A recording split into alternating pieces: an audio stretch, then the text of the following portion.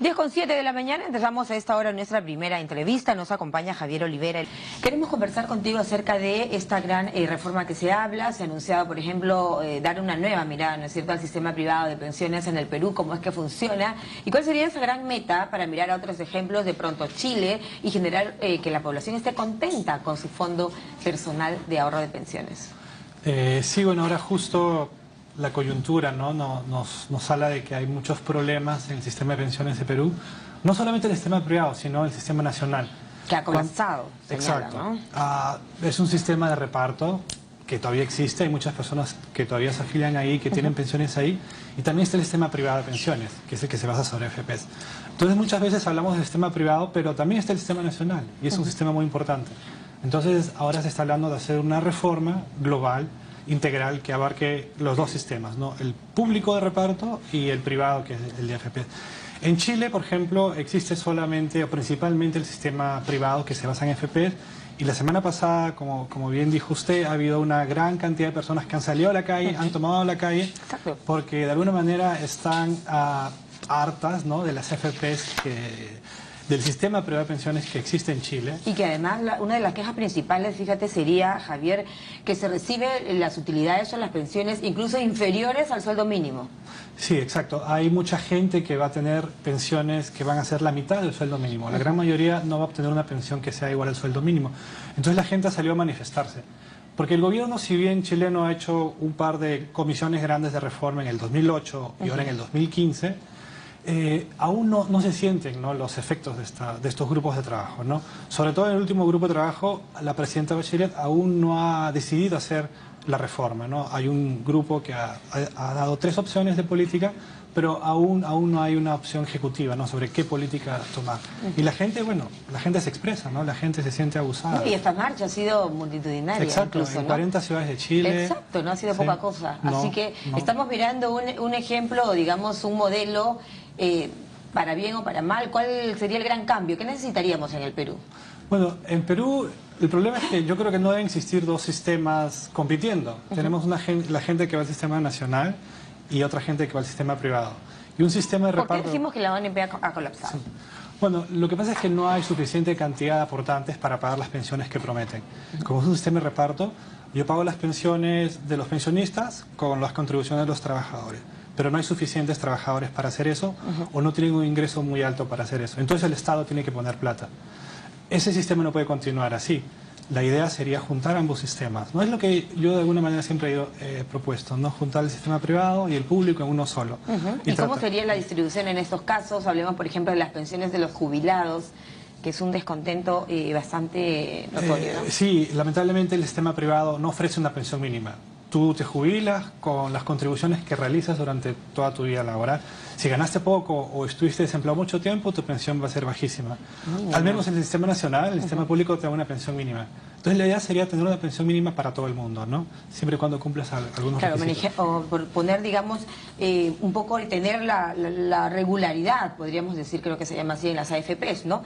Se han dado cambios en el Perú, ¿no es cierto?, con las leyes, el tema del retiro del 95,5%, el restante de salud, el retiro de un monto para el tema hipotecario por primera vez. ¿Cómo ves estos cambios? ¿En qué perfeccionaríamos estas modificaciones? Estos cambios son terribles, ¿no?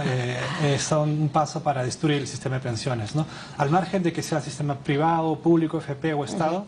No fue acertado, por ejemplo. No, son medidas populistas, obviamente, ¿no? Que buscan, no solucionan el problema de no tener pensión en el Perú, que es un problema grave, ¿no? Y ahorrar para tu vejez, ¿no? Tener una vejez digna. Exacto, no sabemos estas personas que retiran su fondo en qué lo van a gastar bien, lo van a perder a los días, tal vez, ¿no? Entonces es una cosa... ¿Está bien la ecuación y la medición en cuanto a la esperanza de vida en el Perú? La esperanza de vida en el Perú, bueno, es una pregunta bien técnica, ¿no? Hay muchas formas de medirla, pero yo diría que en general está bien medida para lo que se necesita. La esperanza de vida más o menos es de, para un hombre, cuando llegas a los 65 años vas a vivir 20 años más si eres hombre, si eres mujer vas a vivir 22 años más. Te pregunto esto porque en las leyes peruanas y en las modificaciones se contempla este aspecto y ciertamente alguna ventaja para las mujeres, ¿no? No, las mujeres viven más, es una cuestión genética, es una cuestión biológica. Como viven más, entonces sus pensiones son más pequeñas. De alguna manera eso es injusto, ¿no? En otros países se les trata de compensar un poco más, porque las mujeres viven más tiempo, salen del mercado laboral más veces porque tienen hijos o están más periodos en la casa. En Chile, por ejemplo, a la mujer le dan un bono por cada hijo nacido. De esa manera, su pensión va a ser un poquito más grande, ¿no? En Perú aún no existe ese debate. ¿Y podría existir? Ya que miramos el modelo chileno, por supuesto. ¿sería ese uno de los cambios o de los...? Sería un cambio importante, interesante, pero no es el principal cambio que debería haber. ¿Cuál sería ese principal que tú recomendarías? La capitalización individual, que es el sistema FPs, no es la panacea, no es un sistema que nos va a resolver los problemas para nada. Necesitamos de alguna manera traer elementos de solidaridad del sistema de reparto y ponerlos ahí, porque si no siempre vamos a tener la pensión que vamos a acumular con nuestros salarios bajos, si vamos a estar desempleados. En un montón de años. La jubilación anticipada, ¿cómo ves tú esta figura de la jubilación anticipada, la famosa reja también? ¿Cómo funciona? ¿Debería perfeccionarse mediante qué medidas? La idea de la jubilación anticipada en principio es buena porque hay personas que ya no pueden emplearse o están incapacitadas, pero hay un abuso.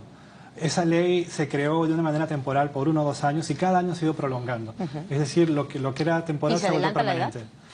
No, depende de cuánto fondo hayas tú alcanzado, ¿no? Pero también yo diría que eso podría revisarse eventualmente, ¿no? Y en esa revisión que tú señalas, ¿no?, de carácter técnico, ¿cómo es que funciona en otros países? Porque puede ser que tú, al momento menos esperado de tu vida tengas una emergencia verdaderamente y requieras tu jubilación anticipada. Sí, en general, por ejemplo, en países europeos la jubilación es a los 65 años y te puedes retirar anticipadamente a los 60, 62. Si haces eso, pierdes tu pensión, el valor decrece, ¿no? Porque no estás aportando lo suficiente. Esa es la solución. La otra solución es que... Pero eso pareciera algo injusto, ¿no?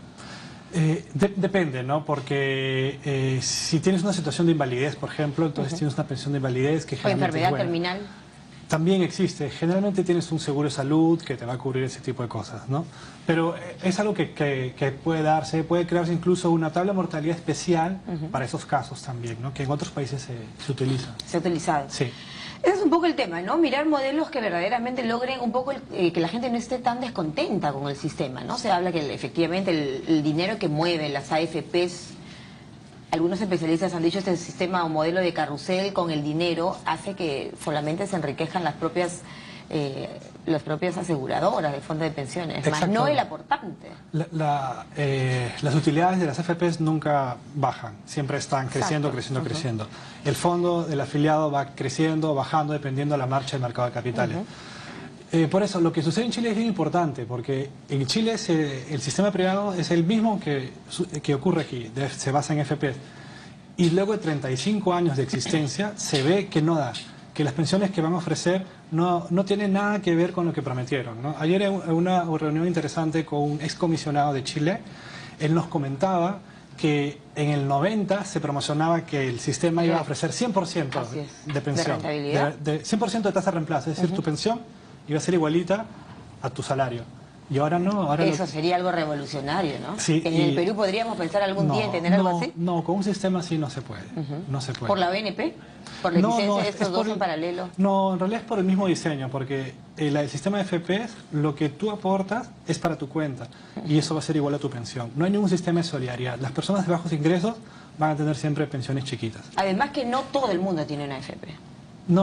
Dicho sea de paso, o sea, ¿en qué porcentaje estamos, por ejemplo, en el Perú?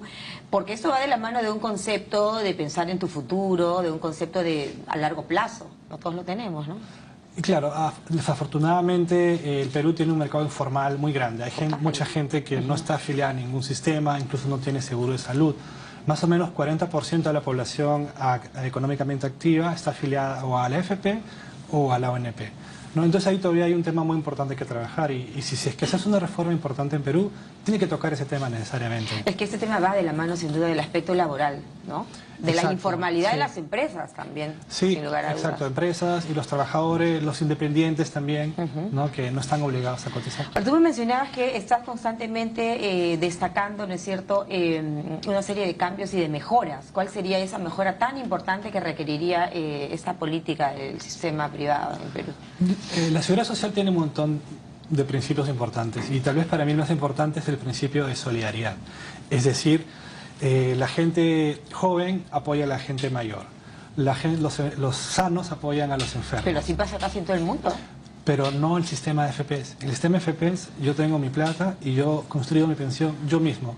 no ayuda a nadie, nadie me ayuda a mí. Entonces yo quiero que, para mí una reforma importante sería recuperar ese principio de solidaridad e insertarlo en ese sistema de FPs. Y el concepto del subsidio. Es eso. Del Estado también, ¿no? Claro, el Estado tiene que subsidiar el Sistema Nacional de Pensiones porque no da. Los contribuyentes no ganan suficientemente para pagar las pensiones de los actuales. Aparte que hay una serie de conceptos, ¿no? La invalidez, la enfermedad terminal, el tema de, por ejemplo, ahora hay un concepto nuevo en el Perú que para mucha gente fue interesante y fue aplaudido. Muchos congresistas incluso se oponían también, recordemos, al tema del retiro adelantado para tu primera vivienda, el 25%, sí, concretamente. Sí, es una medida populista, no debió darse. Eso va a conducir a la destrucción del sistema de pensiones. ¿Y ese 4,5 que queda del 95,5 de salud, qué te parece? Me parece, voy a decirlo así, me parece una payasada, porque ¿a quién se le puede ocurrir a darle un fondo tan grande en este momento de salud? En unos años ese aporte de salud debe subir, pero esa gente que ya contribuyó su 4.5 no se le va a poder cobrar más. Pero sin embargo, salud no estuvo de acuerdo, ¿no? Por supuesto, ¿no? Realmente todas las medidas que ha dado el Congreso últimamente son populistas, no son técnicas, ya no se cobran tampoco contribuciones sobre las gratificaciones, ese es un forado para salud, el otro forado es este también que crearon, ¿no?, los congresistas del Congreso pasado. Claro, el gran reto también seguramente de las AFPs, que son corporaciones pues privadas de administración de tu dinero, de tus pensiones, el gran reto es que la gente esté contenta, que se sienta convencida que ahorrar o que pensar en tu vejez en una AFP es positivo. Claro, el objetivo de un sistema de pensiones, sea cual sea privado o público, es dar una pensión digna. Si la gente no tiene una pensión digna, es obvio que va a estar descontenta, que no va a confiar en el administrador. Las AFPs, digamos, todo el tiempo han estado ganando, pero nunca han estado perdiendo, al igual que el afiliado, ¿no? Y tampoco van a recibir, el afiliado es el que recibe finalmente la pensión baja, no la AFP. A lo que decíamos antes, ¿no? La AFP no pierde. El sistema, ¿cuál es el porcentaje del movimiento económico de las AFP, por ejemplo, en el Perú? No, el fondo que manejan es bien grande y realmente contribuye al ahorro nacional. Es interesante tener un sistema privado de pensiones porque mueve capitales, mueve inversiones.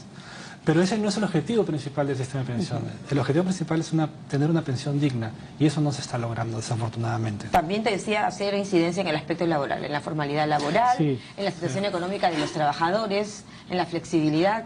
Sí, esas son políticas laborales que son necesarias, se tienen que implementar, ¿no? Pero son políticas de largo plazo. Recuerdo que cuando entró, por ejemplo, Hábitat, ¿no? Un poco se rompió el monopolio, que ese es otro de los grandes daños que le hacía al sistema privado de pensiones. No bastó.